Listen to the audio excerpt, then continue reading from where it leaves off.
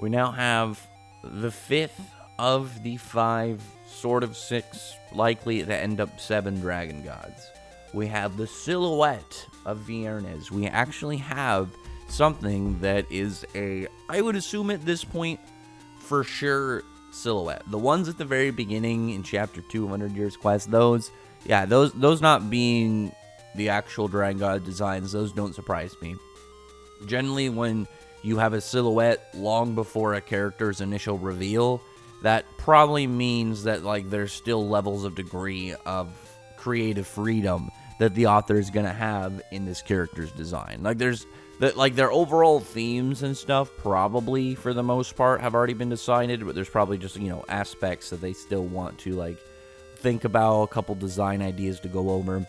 But Viernes right now, I imagine that this more angelic looking one with the halo is going to be his for sure design. I figured that the one with the halo initially was Selene, because it made sense to me with the shape of the head and the halo. It's it's something to do with with the moon, and that's Selene's design has changed to be more like a crescent moon with the way her horns are.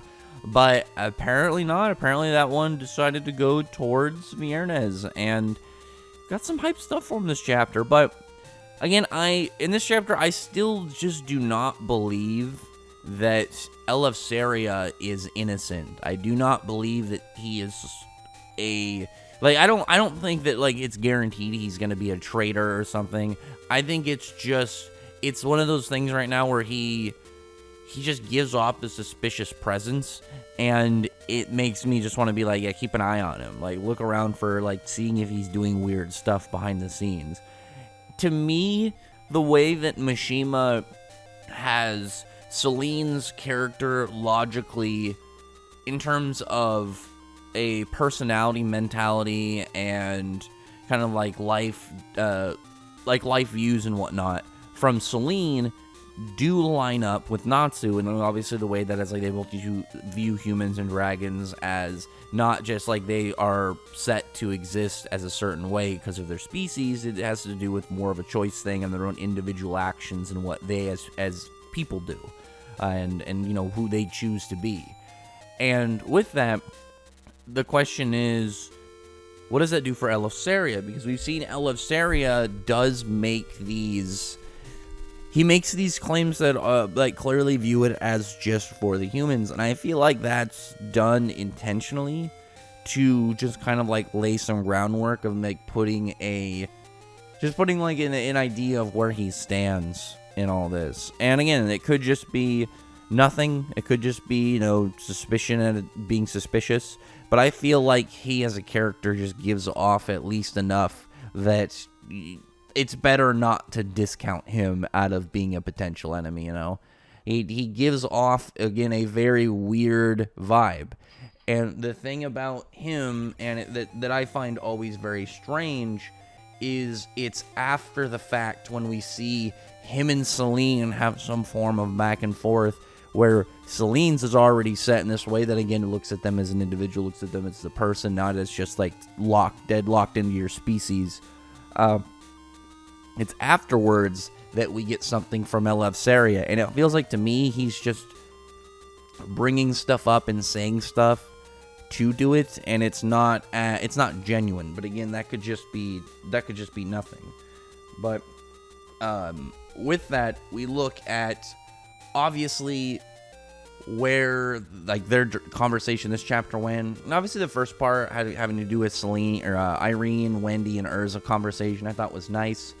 One thing I will bring up, and I think it's important that people understand why I think it was better for Irene to die instead of coming back. One, Irene's entire explanation for it made complete sense for her character after, she actually gave us context of killing herself, why exactly she did that versus coming back and all this stuff. And then we obviously found out her way of survival is also automatic with the whole persona concept, enchantment and whatnot.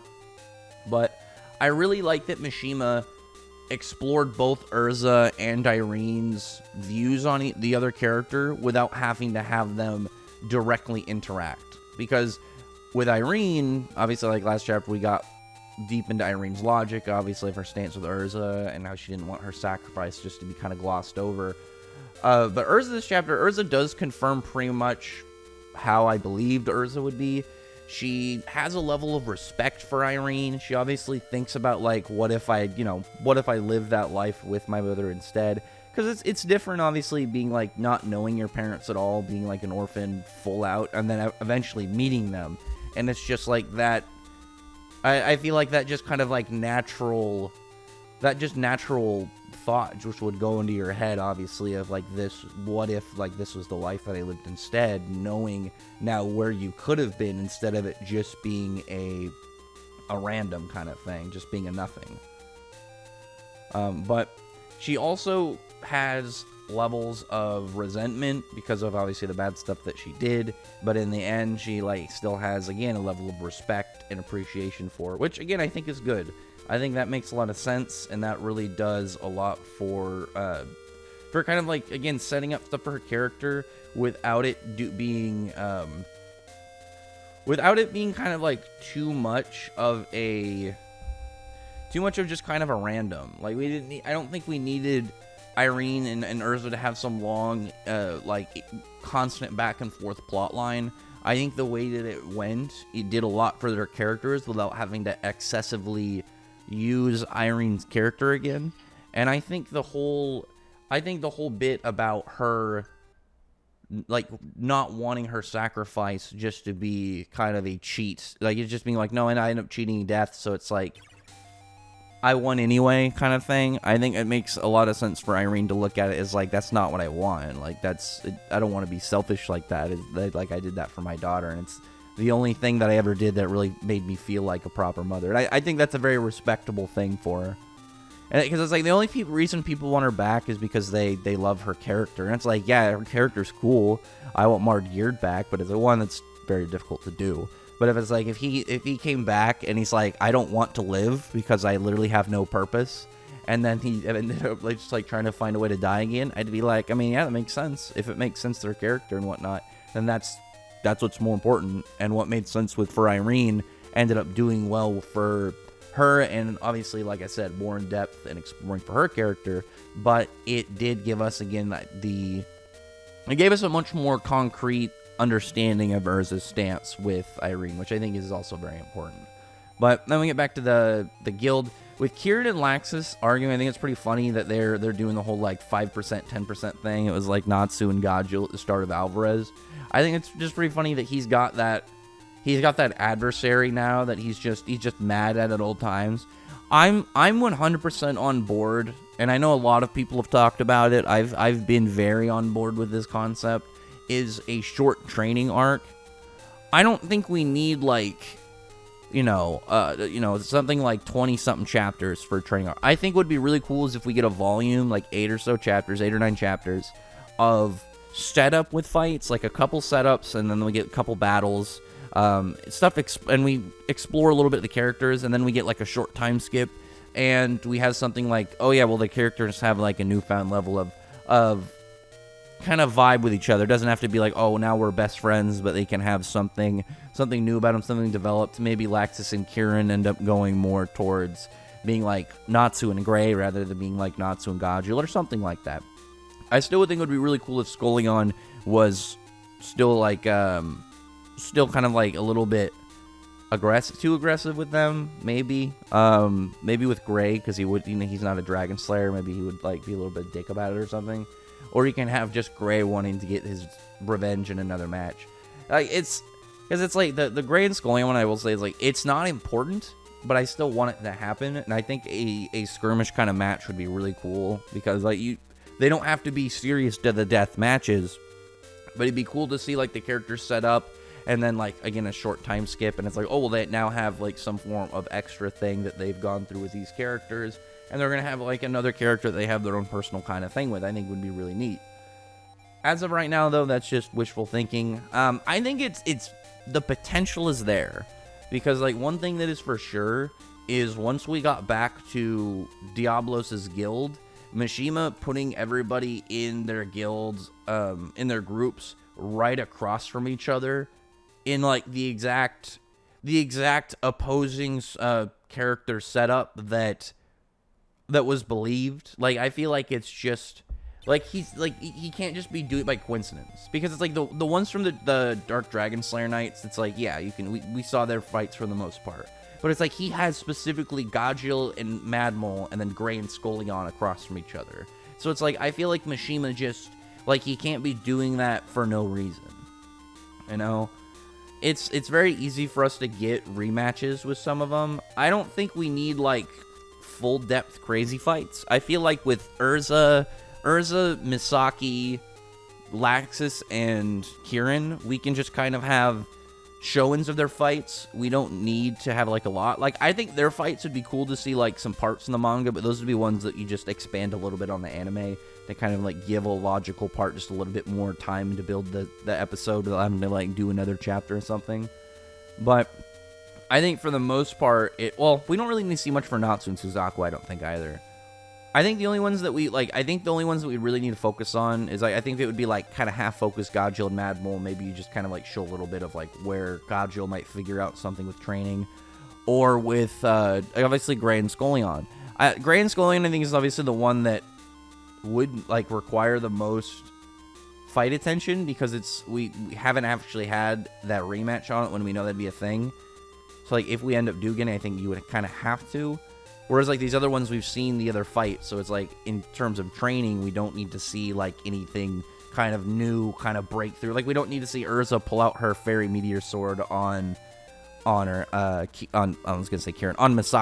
We could see it, but, like, I don't think it would be, like, the same degree. I think it would be more of, like, Urza's trying to learn how to use it regularly instead of just in one giant strike, so she can use it in more of a sustained level of combat, or something like that. Still, I really like the idea of, like, a short training arc. I don't think we need, like, something crazy. I think it'd be really cool. It's like you just spend some time setting up, like, the matches, exploring the dynamic between the two characters that are going to be involved, and then if any of them are going to have any new plot points, set them up. Because, like, if we can get something like that for Celine, where she's, like, has them do a training and, you know, pairs them all up, I think that'd be perfect, especially going into the stuff with Viernes. Like, if we can get just some...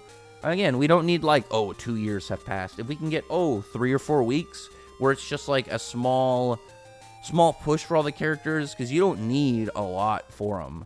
Like, Natsu doesn't need some crazy jump for his character to be more powerful, because we know that now he has this combination of Dragon Force and Fire Dragon King mode that he has a degree of control over. So it's like, if you just have him practice on that, and he can use that a little bit more regularly, it's like, now he can use Dragon Force more regularly, and this is now going to be his new trump card or something. Well, no, because he uses it more defensively. He would have to combine them fully, and he hasn't fully done that. Maybe he could, but we'll see. Outside of that, the whole bit's, like I said, with Celine, I get where Eleftheria was talking, like, from this chapter, but again, it's something that makes me feel like I feel like he just really isn't over it, and there's still, like, he still has lingering feelings and whatnot towards this. Again, it could just be building a problem out of nothing, but still. One thing also somebody pointed out that I didn't notice is Celine's human form is smaller in this chapter, because we know she's, like, at least when she first started showing up, she was like 7 to 8 feet tall or something. Like, she was pretty damn tall. You could see her towering over her, the women that, like, you know, would do stuff for her around her base. She was way taller than Hakune. Mimi was taller than, but Mimi is like freaking 12 to 13 feet or something ridiculous. I don't know if that's accurate, but it's like, she's definitely huge. She's like twice Lucy's size, so she's like gotta be like 10 feet or something. Eleftheria is still talking about, you know, all the people that she's killed, and she's just, like, talking to Misaki of, like, you know, did I say anything wrong? What did I do here? I like that Misaki's, like, her advisor. I think that's really cool, and, like, because it really does a lot for her military design, for her to be a, you know, the kind of, like, you know, right hand of Celine, at least, like, as the conversational character, kind of like how Invil was to Zareth. But she's bringing up, she's like, you know, I'll do whatever I can if it's in my defense, but I will, you know, do what I can to not apologize, but kind of like, I imagine in her mind do the proper thing. But he's like saying like, okay, well, tell me where Viernes and Ignare. She doesn't know. very curious of, like, the extent of that, because she, like, I don't know her full, like, ability of location, but it seems like Selene is very talented at it, and obviously she can make portals to anywhere. Like, it would make sense, maybe it's, like, a sensory thing, where maybe it's, like, because she can kind of, like, imagine it's, like, she can search for things to, like, with her space, not, like, information, but, like, people. She could just be like, oh, well, I'm going to try and locate this person, and maybe, like, the more information on them, or, like, if she has a picture of them or knowledge of what they look like, it's easier. But maybe it doesn't work on Viernes or Igni or any of the dragon gods because of, like, they're more powerful than, like, what her threshold is. Like, maybe it's only works on beings, like, a chunk weaker than her, but anybody within range or higher, she can't do anything about. I think that would make sense. Because she didn't teleport Ignia, she would teleport herself. And Elisarius just getting upset, saying that she needs to apologize for all the humans that she's killed. Among them were his friends. See, I don't agree with this.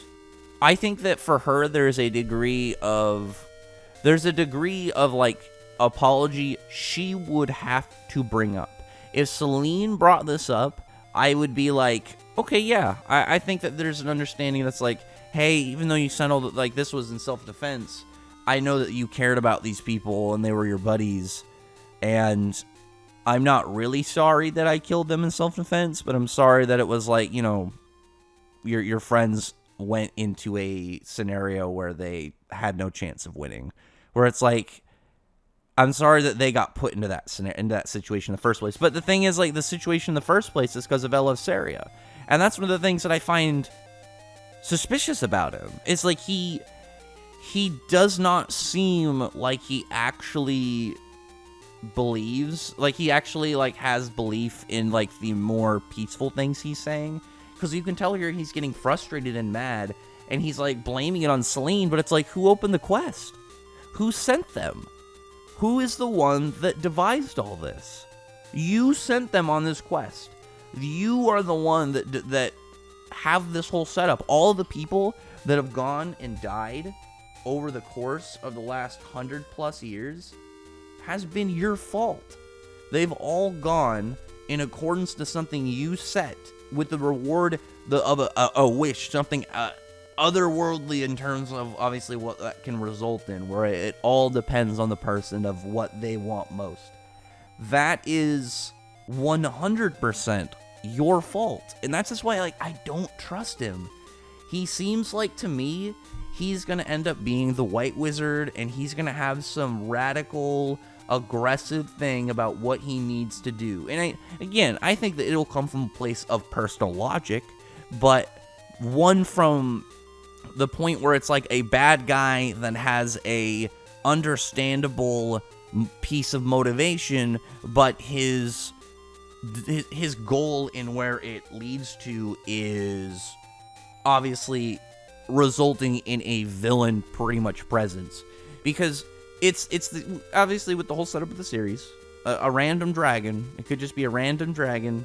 It's not an animal like, you know, in some fictions. It's not just some powerful beast. It is an intelligent, sentient creature.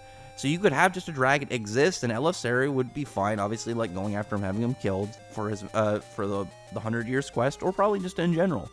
And again, that's the same thing as if they went and just started killing a random human because he was a human, or killing a random demon because he was a demon. Like, it's just discriminated murder at that point. And Elisari is clearly for it. I don't believe with a reaction like this that he's changed, because again, he's not thinking about it. He's blaming it on Selene, but who sent people after Selene? Who sent people after all the dragon gods repeatedly for 100+ years, knowing that everybody that you sent could die? Like, you fully went with this. And then it's like you're blaming her when she's like, the second Selene is like, you know, I did it only in self-defense. I didn't just go around slaughtering people and destroying like some of these other dragon gods. You should just drop it. Like, if he's talking to Ignia, okay. Ignia would just go around attacking, destroying. He was a threat. Selene, not so much. Selene had problems like that she caused in her own way, but she in no way, I believe, is responsible for this. And he's again, he's grief-stricken and he's upset, but I feel like this is like his true feelings that he's letting come out, and because of that, he's not over it. I really don't feel like he's over it. But at the same time, I feel like this is also planned, like he's trying to get like the sympathy set up. Because when Celine has like a very like not serious reaction, she's like, yeah, it's my bad, whatever. He looks upset, and then there's like a moment where he like halts and then laughs. But it's like, here's the thing, and I'm very serious. Look at the panels. If you are watching or listening to this, if you're listening to my review right now, go to the chapter right now to where it's right after Celine says, or the page right after Celine says, my bad. His panel, he looks mad, and then he's like put in like a confused state, but then it's like he looks down, his hat is covering his eyes, he's got an evilish looking grin. It's not like a funny one, it's not done in a goofy way. The next panel, he has another suspicious looking shot. It's like a sideways, eyes are shadowed, he's got like, he does the hit, so like it's one that can be viewed in multiple ways. It could be funny, it could be, oh well, it could be, I was right all along, or this is how it's gonna be. Like, it could easily be a bad guy thing, and even when he's laughing, you see a shadow around his eyes. And again, it's not 100%, but it's like, either Mishima is foreshadowing something, or he's intentionally just making Eleftheria look bad-ish. Because I also don't know who the leader of Rebellious is going to be, and the White Wizard. And I feel like it makes sense also to be Eleftheria, because it fits with the timeline of when the 100-something years ago, the White Wizard and Rebellious started. Eleftheria started doing this thing a little over 100+ years ago. He's also powerful enough for it. This whole bit at the very start, also, he talks about how magic isn't evil. What is Rebellious doing? They're doing weird stuff with nullifying magic and doing stuff, apparently, that leads-ish to the Dragon God, sort of, but not really. But I think it would make sense if he had this crazy cult also in the back working on everything while he fronted the 100 Years quest. But we'll see. Again, this could just be speculation. It could just be me buying into the theory that Eleftheria is suspicious. But at least, again, as of here, this is another good example of him just seeming off and him just seeming weird. He does not have like a genuine style to the way that he's doing stuff that I feel like he's telling the truth. Even when he does the bit where he's like, oh, I apologize, puts his head on the table, I feel like for Mishima, here's the thing. Here's Mishima, right? Keep this in mind. This is Mishima. Think his other series. If Mishima was going to have a very serious, big apology from Eleftheria, I felt like that would have been more of the focus, and there would have been more build up to that, to where it really would have been like a moment where Mishima's like, this guy means what he says. He's putting out a genuine display of his apologies. It's very brief. It's very brief, and he says, and when he says, he's like, let me, please allow me to apologize as well. We humans have unreasonably stolen lives of dragons. And I don't think that he's serious when he says, like, in that sense, we are both the same. I think he means, like, in that sense, we are both the same, that he wants something out of it. It just looks a little weird, the way that he's presented here, you know? And I think that Mishima having an antagonist turn, and I don't count the Diablos members, because the Diablos, I pointed out for a couple years that Diablos was not evil, it was a misunderstanding between the guilds. So they're antagonists, but they weren't villains. Celine was absolutely at a point in a villain position, but now she is an ally. I think it would make sense if Mishima did that while setting up Eleftheria, an ally who is going to be an enemy. We'll see. Again, that's just something to wait on. That's something that we're going to be sitting and waiting to see what exactly he's got planned. But again, I do not believe that Eleftheria is genuine. I just feel like he's going to pull a fast one later. I don't think that he's got a level of seriousness to his to what he's putting out there. But then we get back to it, and Selene is talking about how getting along for now may not be impossible, but require speaking with respect towards the other's existence. And Selene's been doing that. Again, Selene's been doing that. It's Eleftheria who seems not serious. And even when Selene's talking to him, he doesn't make eye contact with her when he says he agrees. Again, it could be nothing, but it's like, it's just these small things stack up with Eleftheria, and that's what's weird about it. Like, I can't tell if it's just the way his character is, or if Mishima is foreshadowing. I actually genuinely believe the fact that the build-up in this chapter was more about his emotional upset with a non-serious Selene, and then he has this kind of like weird couple-stage reaction to it, where his eyes are shadowed, and until he starts laughing, we don't see his actual intentions. Like, it wouldn't surprise me if later we get a bit where he has a flashback to this, but then we see a little bit from a different angle, closer up, and we see his face, and he looks crazier or something. He looks, like, insane, where he's, like, super pissed. Like, because, like, think about this. He obviously, after a whole night where, it was already acknowledged, Selene was doing stuff in self-defense. Eleftheria sent these people to go after the dragon gods. Selene acted against people that were hunting her, and he's still blaming her. The buildup was for that. The buildup was for him still upset, still blaming her for what happened. So I think the emphasis that Mishima went for was more of how he feels there, to where he doesn't actually feel over it. Because I think that would make a lot of sense. Because if he's this upset to where he's still blaming Selene and still wants this apology, why would he just suddenly be okay with a not serious apology where clearly Selene doesn't really mean it? Because, like, I get why Selene doesn't really mean it, because she didn't do anything wrong. She acted in self-defense. Eleftheria is the one that sent these people at her. But he is clearly still upset about it, and I just do not believe that he would take this not serious apology and be like, yeah, okay, yeah, I'm sure that we're good now, in a way that was, again, very odd. But he's saying that now Viernes and Ignia remain threats, not just because they're dragons, which, again, he's, like, pointing it out extra. It's like, oh, they're threats, not just because they're dragons. This is, like he's trying to intentionally here bring up, like, yeah, I'm not doing this, saying this because they're dragons now, but yeah, let's keep going. It's just like he's trying to make it very clear that he's now on their side-ish, like, as full, but I just don't believe him. Natsu's pretty hyped, though. He wants to go fight Selene, or not Selene, Viernes. Selene brings up one of these weapons, and one thing that is not specified in this chapter that I'm very curious about is this new weapon, Athena, that can pierce even the dragon gods. Is it the negative legacy? Is there only one, or is there going to be a couple?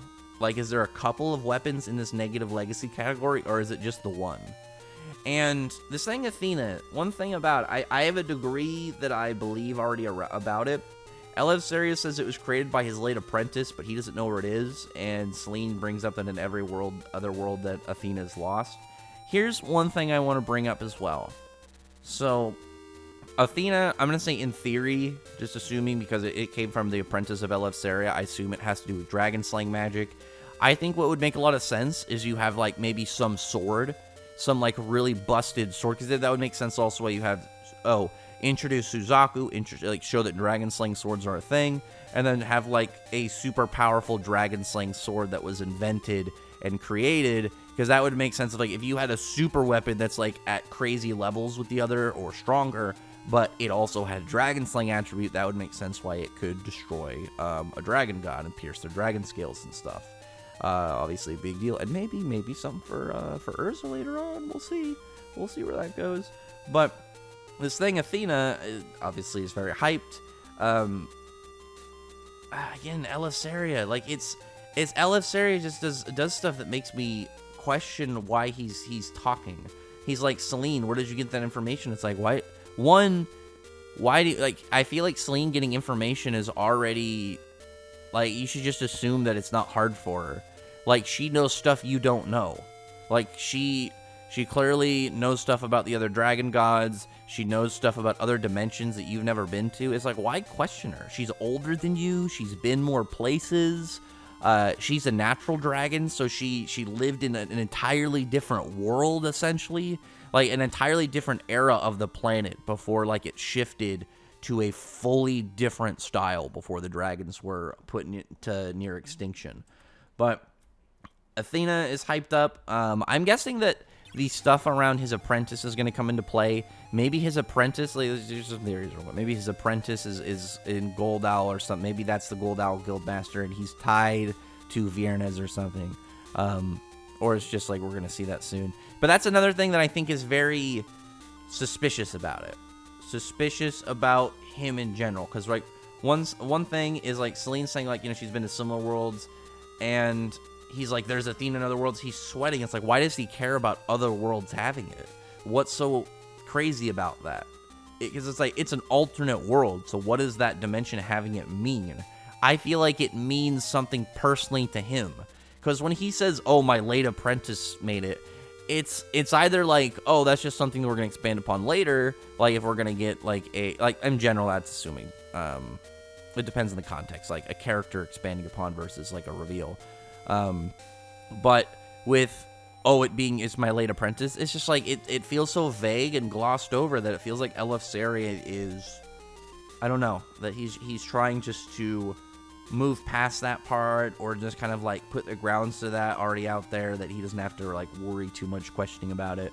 Natsu wants to go fight Viernes now, but Selene's saying that like you can't beat him down because he's a concept. He's a dragon who exists yet also does not exist, which can mean a lot of things. Like he could be some crazy paradox being where he exists like, imagine it's like kind of like how Mavis existed, like as this spectral being, but like more like imagine kind of how Obito works in Naruto, with like how he can make his presence visible, but he actually exists in another dimension, so you can't harm him.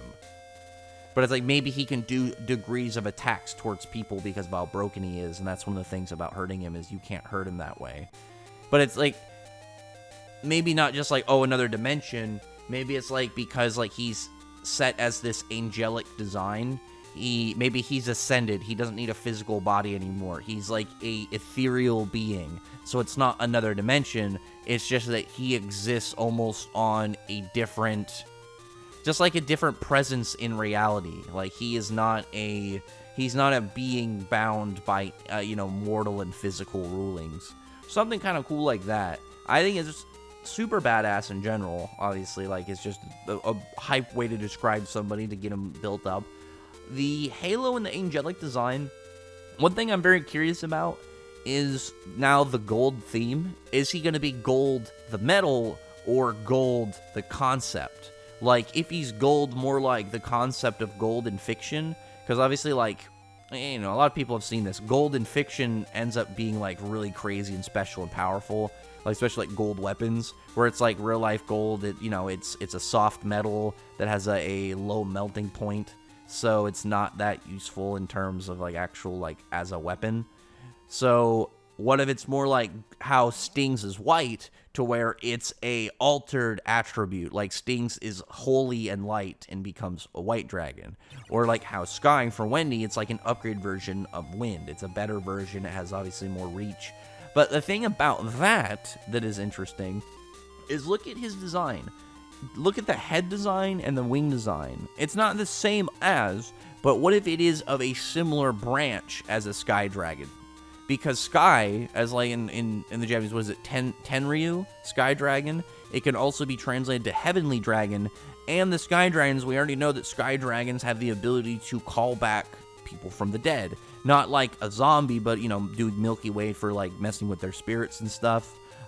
We know that it's not just a Dragon Slayer thing, because when Zirconis was brought back, he ended up being like, oh, well, is this Grandini? And it's like, oh, no, that was Wendy, who was taught by her, so it's obviously within the branch of what their dragons can do. And we know that in Gold Owl, somebody can do human transmutation with alchemy and bring, not people back from the dead to a degree, but like a pseudo back from the dead as like a better historia. You're like in a contract of being alive, pretty much. But maybe something like that. Maybe it's gonna do something more like, yeah, gold, like a higher end of like Sky Dragons, but it's like it actually is designed for the heavens in theme. So he's going to be more like an angelic dragon. I hope so bad that Mishima, if he does this, we have, like, imagine if Gold Owl is like a church, like it ends up being more like a religious setup, and we get kind of like a church, but instead of it's like the church being against science, it's like they embrace alchemy, and it's like their thing for whatever Viernes is doing. And it's not as much religious, but it's something like holy in and church-like in design. I think that'd be really cool to go with the theme, or at least the Guildmaster. Maybe he acts religious. Because, like, I either want Viernes to be the Guildmaster, or the Guildmaster to be, like, directly in contact with Viernes. Ooh, hold on. Let me throw an idea around that. What if the Guildmaster is, like, a religious character? He is a religious-themed character. Because, like, I really like the idea that some of the stuff that Mishima was going for in Alvarez that unfortunately got rushed with, like, Selene, like Irene, Degrees of Selene maybe like could have went into inspiration for Degrees of Irene could have went into inspirations for Selene. You can say the same thing with Acnologia towards Ignia, and then maybe it's like, what is it, Larcade potentially, maybe with Viernes or this other dude. Because what if it's like this guy, maybe he's like religious, holy, he's an alchemist. So instead of it being like, oh, I do miracles, or you're like, again, religious stuff against science, what if he preaches alchemy in like, it's like, oh, it's not magic because you are altering things. It has to do with like a divine hand of God to be able to do this because it's natural. It's like messing with nature, but in a way that is in direct contact with the natural thing instead of the way that magic works. But it's like, maybe he's like, oh, I can see and talk to Viernes. That's why I'm the voice of him. And you actually maybe have some connection through them and do some like cool like religious theming off that to build a bad guy out of it. I think that'd be really neat. But that's the thing we're going to have to wait for. Viernes is definitely going to be hyped to see. I really can't wait to see where we're going to go with him and see what his themes are of his land. My belief, though, in terms of 100 Years, I think that each of the arcs are going to get longer in terms of, like, the main focus ones. Because Selene was really kind of, like, split up between the two arcs when you really think about it. And, like, now she's actually on their side. Because it was, like, antagonist Selene and then kind of, like, half antagonist. Well, it's like Selene was an antagonist really the whole arc for the most part. It's just, like, she aided at the end. But it's more of, like, I guess if you look at it like that at the same time, it's like because she wasn't doing anything outright big antagonist-wise. It was just she was orchestrating things. But either way. So, and Viernes, I'm guessing his is going to be a bit longer. And then Ignia's is going to be like the big arc. My belief is there'll be somebody after Ignia. But maybe that'll be Elefseri or something. Because like also, this is another thing. Elefseri's big weird mural on the wall that has like the dragon god designs and those crystals embedded to them. I think those are suspicious. Like, it looks like a door. It looks like a portal or something. But anyway, other than that, comment below. Tell me your thoughts about this chapter. Tell me your thoughts about stuff coming up. And what your thoughts are about on Elefseri. I know a lot of people are suspicious of him. I don't know a lot of people of people that aren't suspicious of him, rather. I think it's a better way to put it. And then, your thoughts on Viernes. I can't wait to see what his design is. I hope it's going to be really cool. I do hope, this is just the thing, I hope that Mishima does the gold design like theming. I know like manga, like whenever they draw gold, they usually have like their own style to it. Like Toriko's design for gold, I love the weird color or the weird wavy design for it. Mishima, I know he likes to do a lot of that kind of like light, crap. I was gonna say light effects, and I said like lighting effects, like as we saw with the golden flames, and kind of like give off like a glitter effect. I really want to see like Viernes and him just to glow. I want to see him have like he enters the scene almost like a imagine this. Imagine like you have a full double page spread. The corner you have the characters, the main cast, whoever's going to be with them, and you have the environment around them. Everything else is white, with like again a glitter light effect just to give a shine, and in the center of like that effect is Viernes, where Viernes takes up like 75. Imagine Viernes, his whole layout takes out 75% of the page. Maybe he takes up a third to 40%, but the rest is just it's like light piercing through the panel. Like, imagine it's like the light makes it so it kind of overtakes the drawing of the environment to give an effect like the light messes with the ink. Like, it's just one of those things where it kind of pierces through the drawing and it just looks like it's just a shining being. Like, you only can see that pretty much. And it's just the whole area is just a engulfed in his presence. I think that'd be really cool once we eventually see him, but we'll see. Other than that, like I said, comment below, thumbs up the video, friend, like, button, subscribe, and check out my other videos. But other than that, appreciate it. Subscribe, and thank you all for listening.